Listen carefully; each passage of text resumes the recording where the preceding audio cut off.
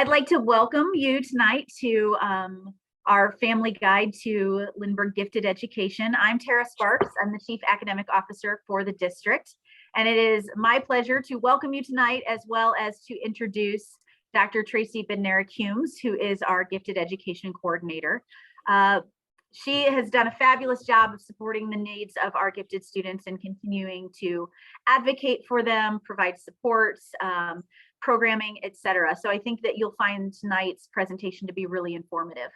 Before I turn it over to her, however, I want to just let you know how the format of the evening will go. So she has a presentation. You will notice that there is a Q&A button on your screen. So you have the ability to ask questions. We're going to save those questions until the end so that we can kind of consolidate questions and also be very realistic that maybe some of the questions may already be addressed as she continues further in the presentation. But any questions that you have, you can type into the Q&A and then we will address those after she is done going through the entirety of tonight's presentation. So with that, I'm happy to moderate those questions, but I will turn it over to Dr. Bednarik-Humes to lead the conversation. All right. Well, thank you so much, Dr. Sparks. And I am used to being the one to click to the next slide. So this will be a little bit of a learning experience here. But like Dr. Sparks said, I am the coordinator for the Gifted Education Program at Lindbergh Schools. I also have the great pleasure to serve as the Executive Vice President for the Gifted Association of Missouri, which works to advocate for gifted students and families in the state of Missouri, as well as at the national level. And then we also provide support to teachers of gifted students with professional development and learning opportunities. And we've really also tried to outreach to our students to help them become advocates for gifted learning. Prior to working in leadership, I was a middle school teacher for 14 years with a heavy focus on differentiation in my classroom and meeting the needs of all learners. So a lot of what I did in my classroom as a teacher, I apply in my position leading gifted education. All right, we can go ahead to the next slide. So what we're going to cover tonight are several different components. We're going to talk about the characteristics of gifted learners. We're going to look a little bit at gifted versus high achieving. Sometimes you hear those terms separately. We're going to talk about how they can go together as well. We'll talk a little bit about different types of gifted students and some that you may be familiar with and some that you may be less familiar with. And then really how we can support all of those types of gifted students. And then we're going to spend a little bit of time in the classroom talking about meeting the needs of gifted students and how we can do that at school in a variety of different formats. And then I'll wrap up with how we do gifted at Lindbergh. So the kinds of programs and services we offer to gifted students here in our district. All right, so we can go ahead to the next slide. We're going to look at the characteristics of gifted students. So go ahead to the next. And so this is a pretty information heavy slide. I don't want to read it to you, but I do want to highlight that there are 4 main areas that we look at when we're talking about giftedness. What we often recognize in schools primarily is that academic giftedness, but that's only one component. There are other components to that, including personality, emotional attributes, and then interests. And so when we're looking to identify gifted students, we want to look at all of these 4 components. So when we're looking at the academic, we're looking at a student who learns rapidly, can put together thoughts quickly, catches on to vocabulary and complex sentence structure for their age, often will catch metaphors and similes that other students their age do not catch the abstract meaning of. They enjoy solving problems. They tend to develop their own interests, even at a very young age, and will get really deep into their passions. Personality-wise, they tend to be very alert, really like to be solving problems. They may have a longer attention span for things that really interest them. Maybe in things that they're not interested, they'll have no attention span. So it just kind of depends on their areas. They may be daydreamers, really vivid imaginations, and coming up with different scenarios in their head. So on the emotional level, our gifted students do tend to have some deep, intense feelings. Sometimes you'll hear these as overexcitabilities or intensities, and that's part of being gifted. They found that there's a correlation between that high level of feeling with the higher IQ. They also can be very sensitive as well. One of the things that we find on the emotional side of our gifted students is what is called asynchronous development. And with that, that means that they may have the intellectual ability of a student 3 or 4 grades above them, but their emotional maturity or their physical development is not often in line with that. And that can create some disparities for how they feel like they fit in. I'm going to show a short little video about asynchronous development from a counselor's point of view, just to give you some insight into that. And then we'll talk a little bit more about that throughout the presentation. So we're going to start with that. And School then counselors, one of our major ethical responsibilities is to serve all. School counselors, one of our major ethical responsibilities is to serve all students. I sometimes think that just with everything going on, gifted and talented students tend to be left out of the picture. There's a lot of mythology around that if you're identified as a gifted and talented learner, that by default, that is acting as a buffer in some ways. So, okay, if you're gifted, then you're just going to get it. That's not the case. I mean, every student is also wrestling with their own set of issues. One of the things we talk about in gifted education is something called asynchronous development.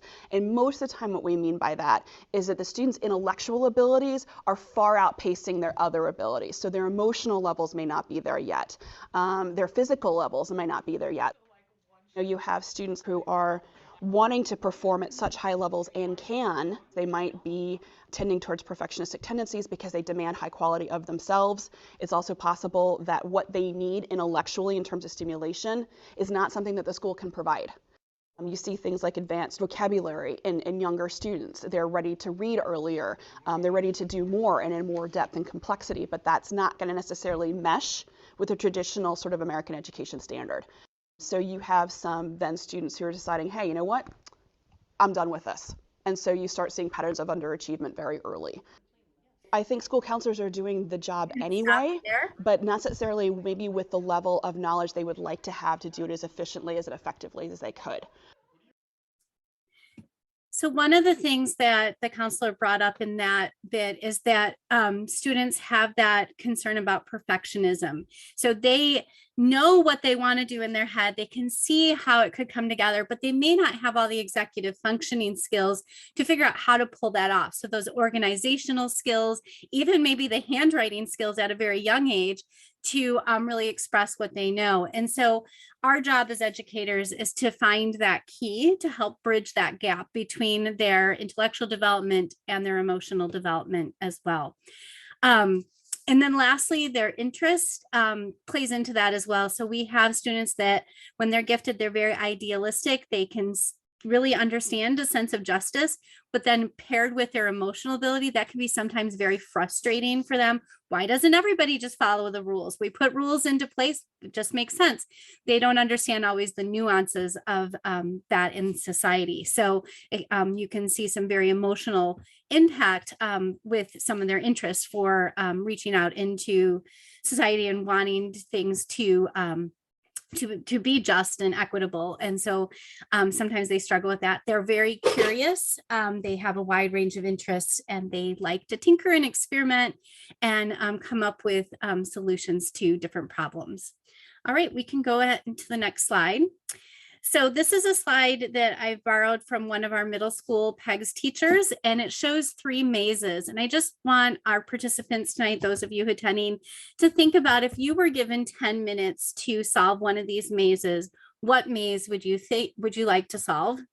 And just think about that for a minute. And then if you were a gifted student, if you think about what you think is a typical gifted student, what maze do you think the gifted student would want to solve?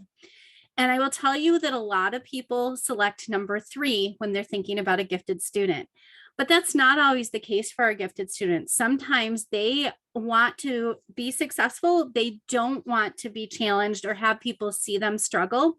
So they might pick one or two because they know that they can be successful with those more simple looking mazes. And so one of the things that we're really trying to do with our gifted programming at Lindbergh is making sure that we have an opportunity for a safe space for our gifted students to have that challenge and not just go with the easy route. So we want to push to that level 3 maze.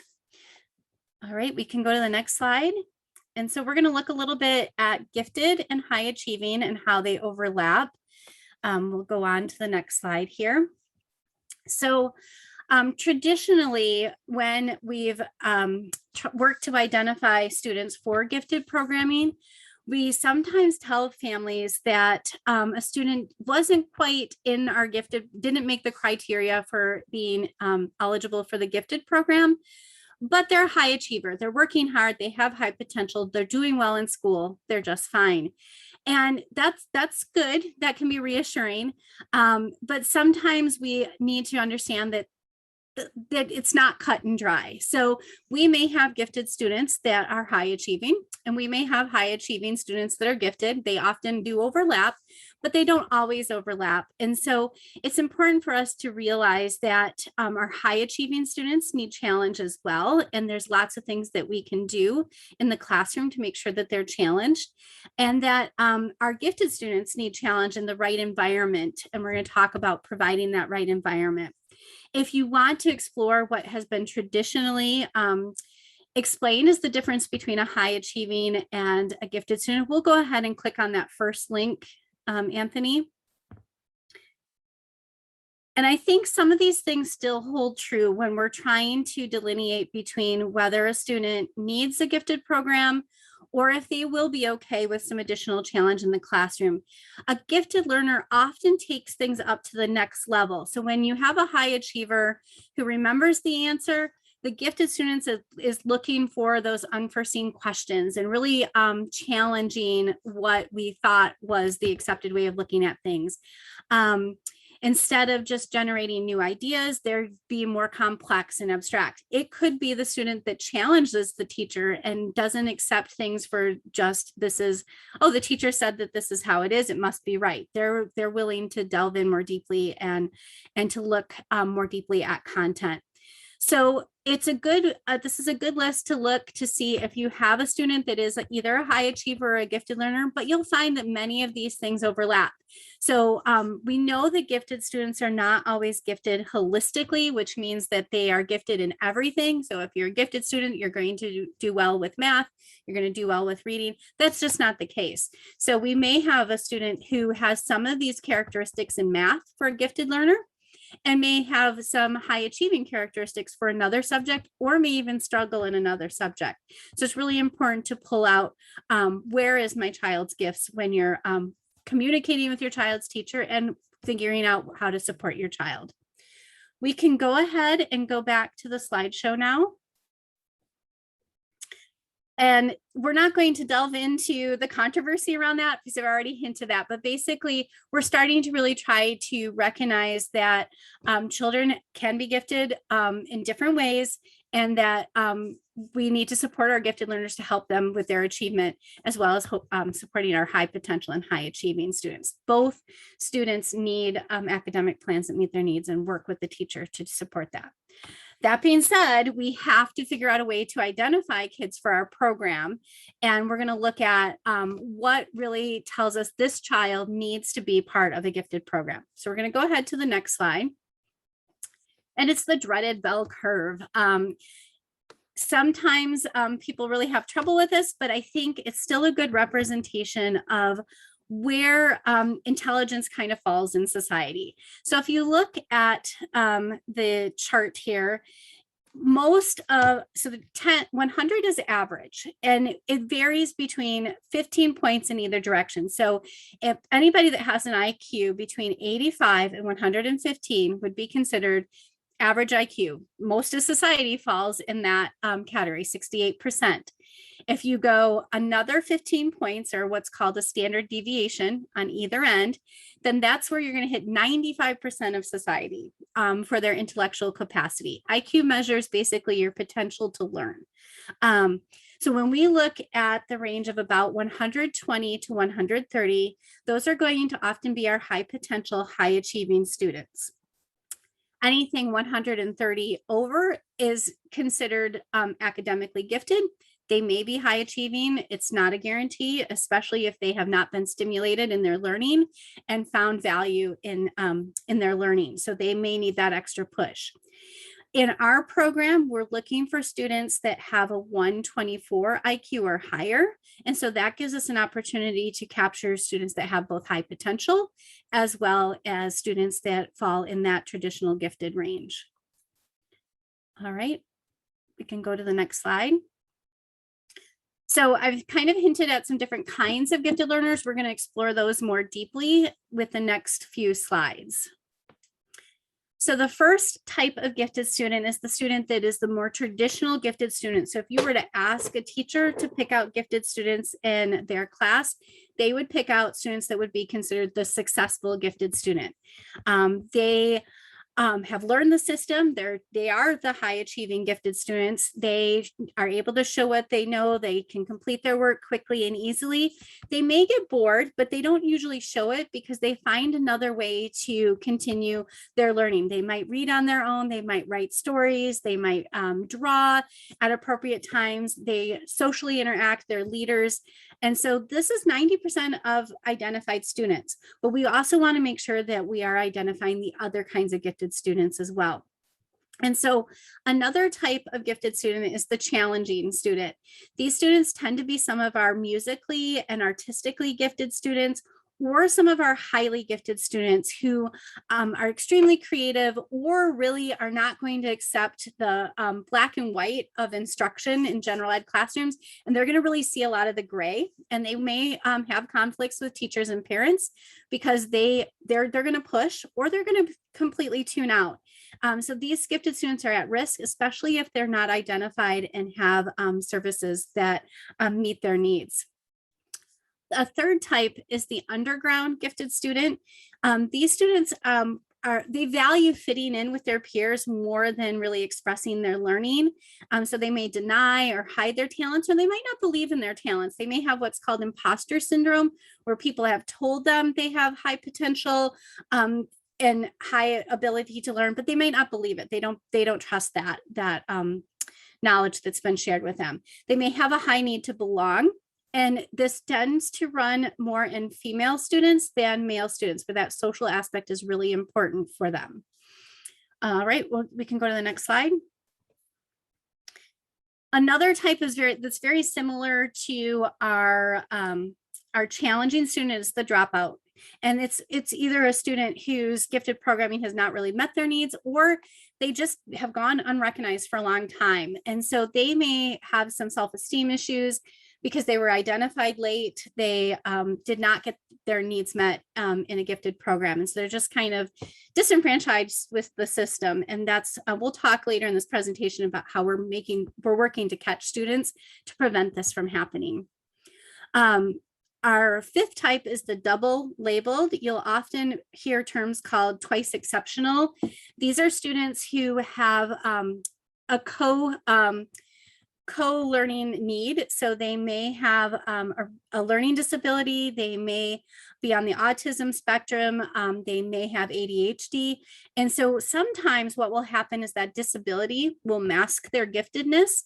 So they'll have services for their disability and they'll work on growth in that area, but they might not get services for their giftedness and their challenges that they need to grow in that area of who they are. Sometimes it works in reverse. And so we'll catch them with we'll identify them as gifted, and they've learned coping skills to kind of mask some learning struggles that they have. And it's really important that we target both their strengths and also support those weaknesses and to bring those together so that they feel supported all around. And that is something that we are very aware of in our gifted program. We provide training for our teachers. And then we're also, I'll talk later in their presentation about how we work to make sure we're identifying these students. And then lastly, similar to our successful learner is our autonomous learner. These are students who are going to kind of do it on their own. They're risk takers, they're independent learners. They know how to make the system work and they know how to advocate for themselves within the system. They generally are our leaders. They're very gregarious and they advocate in a way that is polite and convincing, not necessarily in a challenging way. So they, like I said, they're often very good leaders in our schools. They're identified frequently as well. So if one of these types of gifted students connects to you, either as a parent or a teacher, or if you are one of these, there are some ways to support each type, and they vary based on the child. I'm not going to read through all of these, but I am going to highlight a couple of things. So for our successful gifted student, at home, we want to give that child some ownership and some freedom to make choices. Sometimes they're kind of always directed by parents in school because we see their ability to be successful and we're constantly putting things in front of them. And we want to give them the opportunity to take risk and to try new things and have some ownership over that. At school, providing accelerated and enriched curriculum and working with the classroom teacher to compact learning when they show strong proficiency within the class, and providing some ways to move through the curriculum in different ways. And I'm going to talk more about those too. Our challenging gifted student, we really need to recognize their strengths and allow them to pursue interest in those strengths. They may struggle with some behavior issues, so modeling appropriate behavior both at home and at school is important, but also recognizing that they have feelings, that they may be frustrated with situations that do not allow them to show their gifts. Another way to support those students is through behavioral contracting, so setting goals and putting in place incentives for the student to work towards as they develop their strengths. Our underground student, that student who really doesn't want to stand out, it's extremely important for them to have an opportunity to work with their same age peers and to not be forced into a gifted and talented program if that just doesn't feel right for them. So giving them permission to move out of the program for a while if that's what's going to support their emotional well-being, and then maybe try it another time. So encouraging those challenges, but not pushing it to the point that that's putting their emotional well-being at risk. So giving choices maybe on a smaller level of how they can receive their gifted support. All right, we can go to the next slide. So for our dropouts, those students that have taken a long time to be identified, they may have possibly already developed some feelings regarding school. So these may be students who have some school refusal.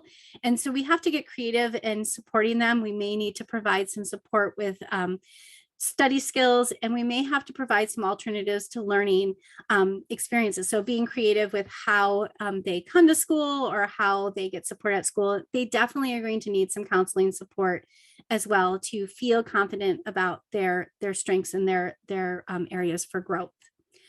Our doubly labeled, our twice exceptional, I talked a little bit already about how to support those, but it's really important to recognize their gifted abilities and to provide services for their gifted abilities while we're also working on their areas of growth, their needs for growth.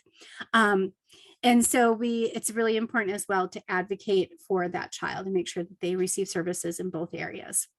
And then lastly, our autonomous learner. Sometimes again, it can be very focused on their interests and pursuing their interests. So providing some opportunity for them to explore other interests is really important. So perhaps the parent's passion, if dad is really into Italian cooking, then encouraging the child to explore that and see what is involved in that. But then also they should have opportunities to advance their learning at their own pace. So if they are very quick to learn on their own, giving opportunities for acceleration, or when they're in high school for dual enrollment or early college, are great options for those autonomous learners. All right, we can go to the next slide. So this area of the presentation is really going to focus on ways that teachers meet the needs of gifted students within a classroom. So we won't really get into gifted services until the end. This is what can we do when we have a class of 26 kids and we know that some of these kids are gifted. How can we make sure that we're meeting their needs? And these are things that we are working on with our teachers in Lindbergh, that they receive training on, they practice, they work with other teachers to plan strategies to fulfill these needs for our gifted students and use these strategies. So we'll go to the next slide. So the first component of providing services for gifted needs is through enrichment. And this is something, like I said, that would happen in class. And it happens a lot through assessing our students prior to beginning a unit. So finding out what group of students already has some pretty strong content knowledge going into a unit, and then adjusting the learning opportunities for those students to shorten maybe the review if there's information that they already know, and also provide alternative assignments if they have already mastered components of the unit. So these students can have more rigorous assignments. They could have more student choice for how they're going to learn the information or how they're going to show what they know. A big component of enrichment is really available to all students, whether they're gifted or not, and that's problem-based learning. When you present a class with a problem and they come up with ways to solve it, everybody gets to come in at that problem at their own level and offer their own gifts to solving that problem. So it's a great way to kind of even the playing field and allow for every student to contribute to that learning process. I mentioned learning groups. If you're familiar from your own schooling with reading workshop or reading groups and math workshops, that's a way for teachers to group students based on their needs and then work with smaller groups to address those needs. And if students have needs for more challenge, they can be grouped together and the teacher can work with those students and provide that challenge. A big part of this is to not just give gifted students extra work. We don't want to make it feel like a punishment for being gifted. So we want to offer alternatives to the traditional assignments that are more rigorous, that are more challenging, or that take it to the next level or go at a faster pace. The other thing is we do not want to make the gifted student a tutor unless they want to. Sometimes the gifted student wants to be a tutor and they want to help others, but that should be an option, not a requirement. They should also not be automatically paired with a struggling learner because that's not their responsibility. Now they may reach out and want to do that, but that should be something that's up to them. All right, the next slide. So we also can offer enrichment through a pull-out program. So this is something where we're going to take it to the next level to provide gifted programming through a pull-out program that would be either at the school or at a center. And they would leave the class for a certain period of time. The curriculum is different than what they're doing in the class. Everything I talked about in the last slide builds on what they're required to learn as part of their grade level content. This is in addition to their grade level content, but it's specifically designed for gifted students. It's often STEAM-based, which is science, technology, engineering, art, and math. Has a lot of student voice and choice involved in it, and would also explore the engineering or design process. It's also a great opportunity for them to work with their intellectual peers. So they stay at grade level, but they're working with other kids that think like them, problem solve like them, and also gives them that opportunity to learn how to collaborate and challenge themselves to collaborate with others. Although I said it is often STEAM-based, there are some times where we have the humanities base as well. And when I talk about what we do in our program, I'll talk about some of the things we do with the humanities side. All right, next slide. So enrichment is one component of meeting the needs of gifted students. The other component is acceleration. And there's two ways to accelerate students. We have subject-based and grade skipping. Subject-based can be done in the class with pre-testing, and it can be done unit by unit. Or a teacher may choose to have like two large math groups, one that's advanced and one is on grade level, or maybe even three groups. So if she has a group that might be slightly below grade level and needs that support, that can be done throughout the year. Or we can do a subject-based acceleration where the child leaves the classroom at a particular time to attend with a grade level or 2 grade levels above. The key for this is that it needs to be in the best interest of the student, And what we look for is that the student is performing at the 95th percentile or higher to be considered for acceleration, subject-based acceleration. And then there needs to be other components that also happen in the classroom that show that what they're learning, they can master extremely quickly or they already have mastered. The key is we really want to meet the needs of students within their class so they can stay with their age level peers, but sometimes we do have students that their needs are beyond what the classroom can offer. And we're really looking for about 2 years of ability above where they're currently placed. All right, the next slide. And then the even more uncommon form of acceleration would be grade skipping. So grade skipping is going to be a full grade up.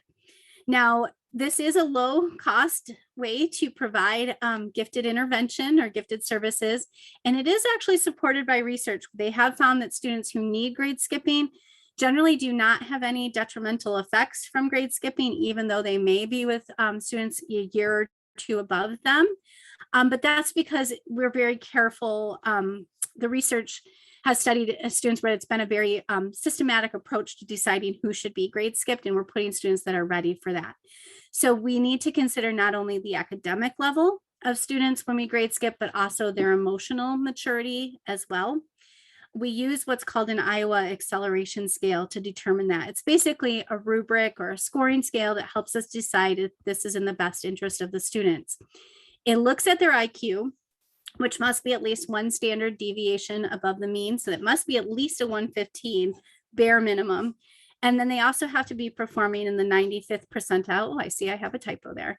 95th percentile in reading and in math. So not one or the other, but both, because we want to know that they're going to be successful overall in all of their subjects. There's many other components to that matrix, but those are the first key components that we look at to even consider a grade skip. It's not common, but for some students that is a solution to meeting their high needs for accelerated learning. All right, so all of this kind of plays into what we call our multi-tiered system of supports. And so when you look at this diamond here, Tier 1 is going to be what happens in our general classroom for all students. And so it's how the teacher is going to deliver the instruction and work to meet the needs of all students. And that's what happens on a day-to-day basis. Tier 2 in either direction is going to be how we meet the needs of students who need more challenge. And we're going to do that within the classroom. So a lot of the things I talked about with grouping, with alternative assignments, things like that, that's going to happen for our gifted students on the right side of this diamond. Tier 2 on the left side of the diamond are what kind of supports and interventions do we need for students who may be struggling with content. And so those are things that the teachers are going to plan with their small groups or different support systems they're going to put in place still in the classroom. On either end of the diamond, our Tier 3 would be students that have intense needs beyond what we can offer in the classroom throughout the whole day. So they may be in the classroom for part of the time, but they may also be leaving the classroom for some additional services. At Lindbergh, our Tier 3 is our PEGS program, which I'm going to talk about when we talk about Lindbergh services. But that is an all-day, everyday program for highly gifted students who really are always consistently performing about 2 grade levels above, but need to be with students their own age. And so that would be a Tier 3 support on the gifted side of the diamond. All right, we can go to the next slide. So one of the things I like to share with teachers, and I think this is important for parents to understand, is a lot of the things that we can do to meet the needs of gifted learners can happen right within a regular lesson without having to plan a whole lot of different activities. So I mentioned problem-based learning. That's one thing that can be applied for all learners, and gifted students will take from that because they like that challenge. They like to go more in depth, and the teacher can push them towards that. But also teachers can provide short enrichment activities as a choice station or as a playlist and encourage gifted students to explore those. We can also encourage our gifted students to explore interests that they talk about more in depth. So when a gifted student asks you a question that you can't answer, instead of trying to come up with something, make that a research question, put them to work and have them figure out the answer. More student voice and choice allows students to pursue their passions and self-differentiate for how they want to show what they know. And then just more autonomy over their learning, more choice there. We can also provide less scaffolding for our gifted students. So sometimes when I was teaching 6th grade science, I had students who needed fill in the blank notes. It was hard for them to take notes from a presentation and get everything down. So I had fill in the blank notes for some students, but other students didn't need that. Didn't require much difference in how I taught. I just provided that scaffolding. So removing that scaffolding or that support for students who don't need it can provide that additional challenge. And then there's some tier 2 interventions that we can provide as well that still happen in the classroom and just provides that deeper challenge for our students. One of the things that I really like that my middle school teachers do is these comprehensive growth products, basically a portfolio or what they call a prove it project, which allows the student to pick how they're going to share with the teacher what they've learned. So as they're going through a unit on ancient Greece, they decide, this is how I'm going to show you how I've met these standards, how I know what you wanted me to learn about ancient Greece. And that gives a lot of student ownership to the project and really, I think, motivates and engages our gifted learner. All right, we can go to the next slide. Quick, take a sip here. So the last thing is this just kind of sums all of the components of meeting gifted learners' needs through differentiation and all things that can happen in the classroom. So a teacher can differentiate for their learners by content, process, and product or ability. With the content that's allowing our gifted learner to explore areas of interest within the content. And one of my favorite ways to do this is through a jigsaw lesson. So for example, if your students are learning about different types of energy, we would create expert panels, and those expert panels would take on one type of energy. So we'd have a group that would be looking at solar energy, and a group looking at nuclear energy, and a group looking at hydroelectric. So they would become experts in that area. And then once they've done the research and they've become experts, they can break apart and meet with the other experts to teach about that type of energy. So it's a way for students to pick what is already sparking their interest and to delve deeply into that research and then share that learning with others. Differentiating by process and product. Process is how they're going to intake the information. So a lot of times teachers will set up different stations around the room where it's the same content, but students can choose, am I going to watch a video about this content? Am I going to read an article about the content? And that will engage the gifted learner because it gives them that voice and choice and that autonomy to choose what works best for their learning method. And to be honest, it engages every learner because they like having that choice for what works for them. And then the product, choosing how they're going to share what they learn. A lot of times when I was the science teacher, I would let my students choose between a multiple choice test where they could not use their notes, or a more involved application kind of test that was short answer and essay that allowed them to use their notes. So giving that ownership of what kind of support you need for this test to show me what you know, and then also that motivation to try the harder test because they have that tool. So really giving the students that opportunity to make those decisions can support all your students, and gifted students really thrive with that. And then lastly, I've talked about this throughout the presentation, but differentiating by ability. So grouping within the classroom to provide an opportunity to give mini lessons to students based on their need, and that additional challenge to groups that need that additional challenge. And that also the benefit of working with other peers that need the challenge as well. All right, we can go to the next slide. So this is kind of the nitty gritty of what happens here at Lindbergh, starting from our elementary through our high school. And so I'm going to start first with our screening process. We can go to the next slide.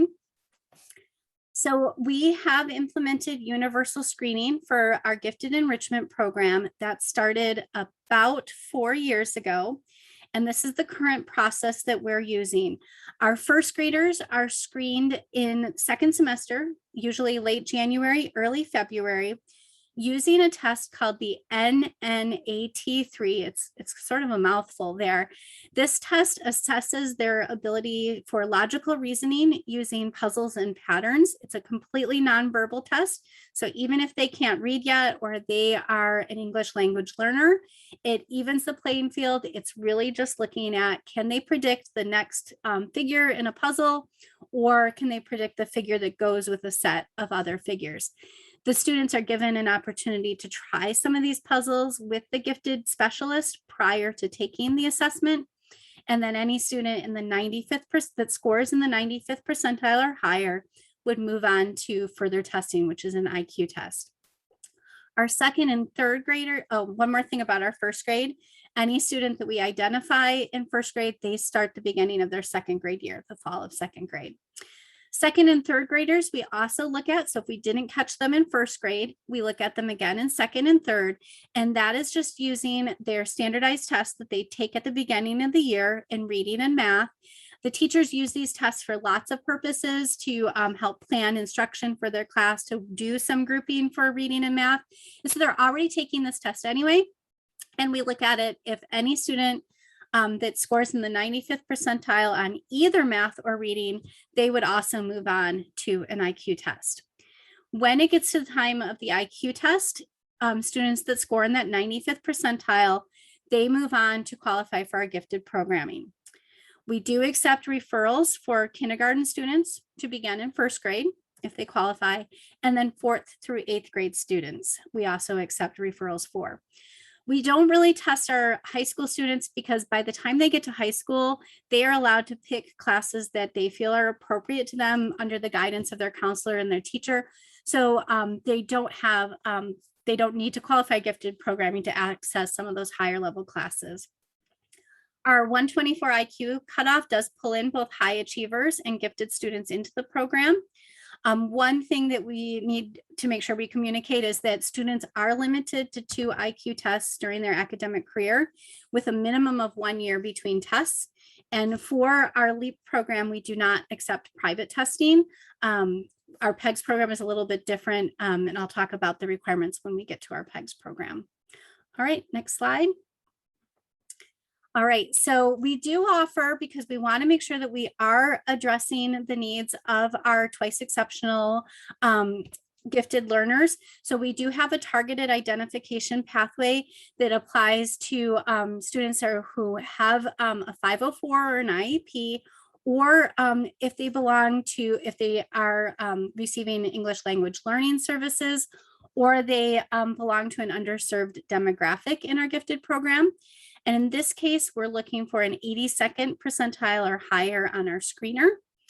And then for testing, we still need to have them testing in the gifted, at the gifted level, so 95th percentile, but we'll allow for that to be on one index. So either the verbal or the performance, which is more of the mathematical side of their IQ. So as long as we hit the 95th percentile on one or the other, and they maintain that above average percentile in the other component, then they would qualify for our gifted program as well. Okay, so when it comes to our gifted program, these are our learning goals for our gifted students. And I realize I'm getting a little bit close on time for questions.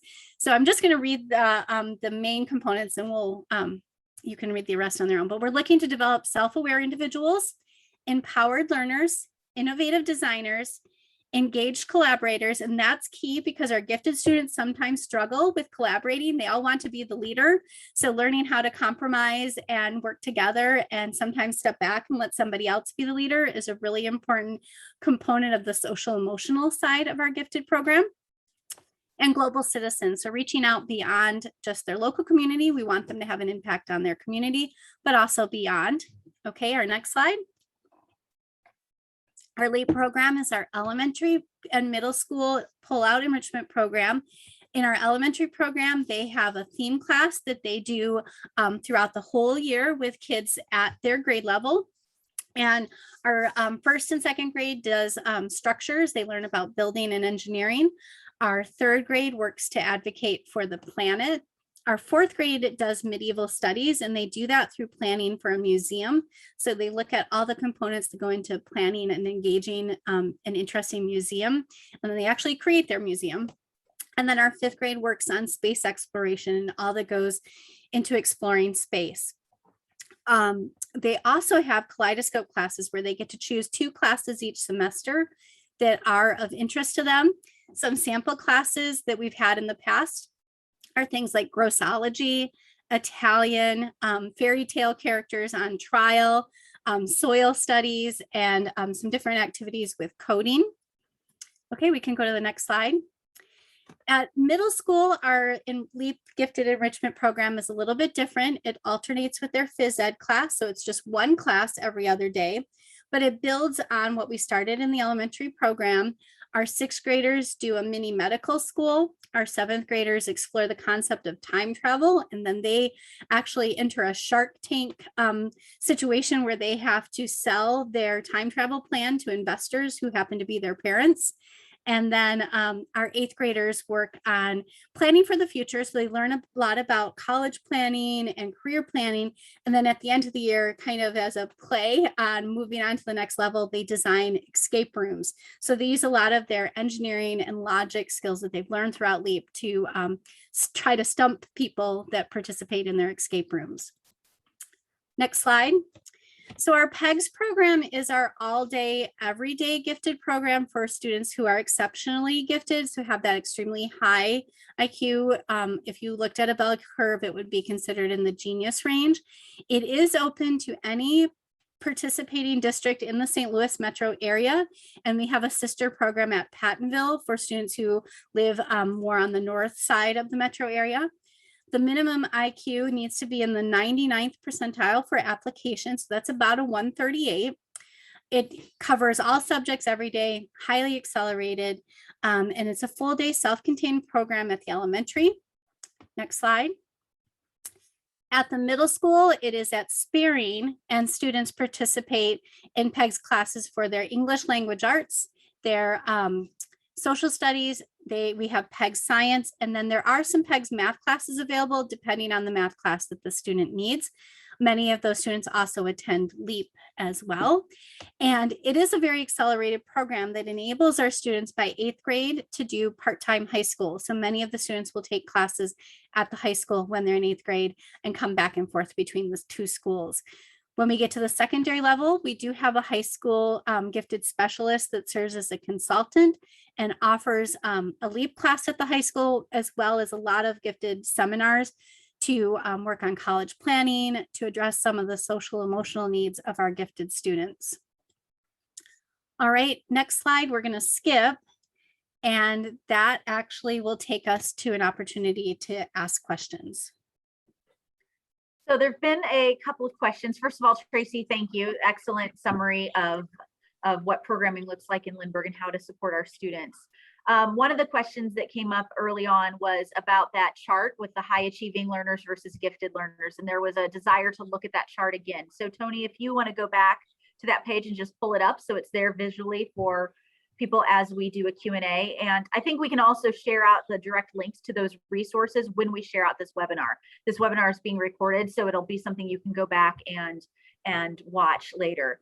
There was also a question about when IQ testing happens, but I think that was before you'd gone through those particular slides, so I feel like we've addressed that. And then, can I speak really quickly to a little bit of that just on the process?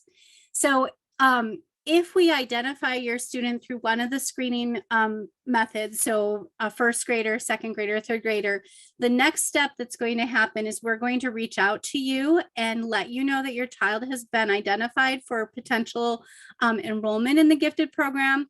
We are going to seek out permission to test, and there's also a place where you get to fill out a referral and tell us about your child. That serves as the permission to test for IQ.